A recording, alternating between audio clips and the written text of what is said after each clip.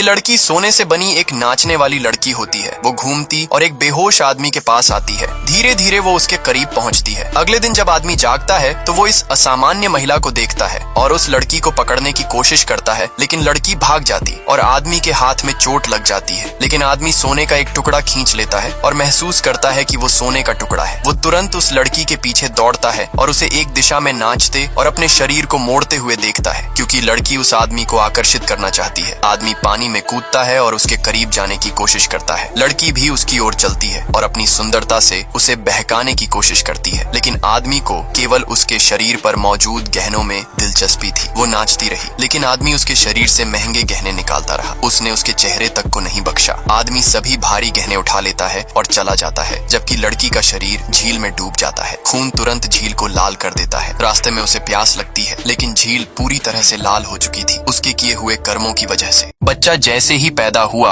हवा में उड़ने लगा। उसके पिता ने उसके सुरक्षा के लिए घर के चारों ओर एक जाल लगा दिया, लेकिन जब बच्चा बड़ा हुआ तो जाल के साथ उसे उड़ने से रोकना बहुत मुश्किल हो गया। जब भी माँ को अपने बच्चे का कहीं पता नहीं चलता तो वो घबरा जाती। फिर पिता सुपरमैन की तरह हवा में उड़ते और उसे आकाश में खोजने के बाद सही सलामत घर वापस ले आते। वो दोनों चाहते थे कि उनका बेटा जल्दी से उड़ना सीख जाए, इसलिए माँ ने उसे रस्सी से बांधकर उड़ना सिखाना शुरू किया। लेकिन बच्चा अभी इतना बड़ा नहीं हुआ था कि अपनी शक्तियों को काबू में रख सके। एक रात जब वो सो रहे थे, माँ अचानक जाग गई, क्योंकि उसे महसूस हुआ कि सैकड़ों दुश्मन हथियारों के साथ उनके घर के पास आ रहे थे। पिता को समझ में आ गया कि उनके दुश्मनों ने उनकी जगह का पता लगा लिया है, तो उसने अपनी पत्नी से कहा कि वो अपने बेटे को तहखाने के रास्ते से सुरक्षित बाहर ले जाए, और फिर वो खुद दुश्मनों के सामने आत्मसमर्पण कर दिया। दुश्मन जानते थे कि उस आदमी के पास भयानक सुपर पावर है, इसलिए वो पूरी तैयारी के साथ आए थे। उन्होंने उस आदमी को रस्सी से बांधकर पूरी तरह से फंसा लिया। ये लड़का सड़क पार करने वाला था कि अचानक तेज रफ्तार गाड़ी उसे ठोकर मार देती। उसकी माँ टूटकर रोने लगी और अपने बेटे को अपनी बाहों में उठाकर चिल्लाने लगी। सड़क पर खड़े लोग बहुत दुखी थे, लेकिन कोई भी मदद के लिए आगे नहीं बढ़ा। ट्रक का चालक बहुत गुस्से में था, लेकिन उसकी आंखों में कोई पछतावा नहीं था। एक लड़की जो फुटपाथ पर खड़ी थी, उसने सब कुछ देखा और पहचाना कि वो ड्राइवर उसका पुराना क्लासमेट था। ड्राइवर ने ट्रक को जंगल में ले जाकर उसके सामने वाले हिस्से को कपड़े से साफ करना शुरू कर दिया। सबूत मिटाने के बाद ड्राइवर को डर था कि लड़की पुलिस को सब कुछ बता देगी, इसलिए वो तुरंत लड़की के घर पर पहुंच गया और पूछा कि क्या उसने पुलिस को कुछ बताया है, जिस पर लड़की ने जवाब दिया कि वो जल्द ही पुलिस को सब कुछ बताएगी और उसे वहां से जाने को कहा, क्योंकि वो एक अपराधी है। ये बात सुनकर ड्राइवर गुस्से में आ गया और उस पर हमला कर दिया। उसने घर के दरवाजे का कांच अपने घुटने से तोड़ दिया और घर में घुस गया और उस लड़की को भी जान से मार देता और वहां से चला जाता। अचानक रास्ते में